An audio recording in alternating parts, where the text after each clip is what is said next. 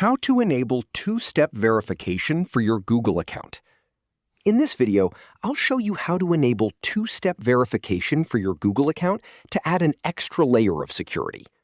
Start by opening your Google app, then tap on your profile and choose Manage Your Google. Once you're on your Google account page, click or tap the Security tab and select Two-Step Verification. Google will ask you to verify your identity by entering your password or using an existing security method. Next, you'll be able to choose how you'd like to verify your identity when signing in. Google offers several options, including Google Prompt, passkeys, the Google Authenticator app, and a phone number for text messages or calls.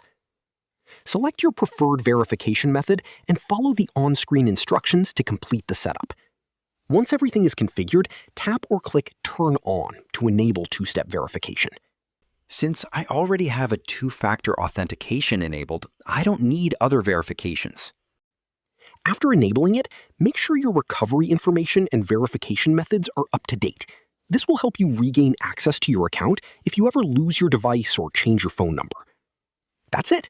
You've successfully learned how to enable two-step verification for your Google account.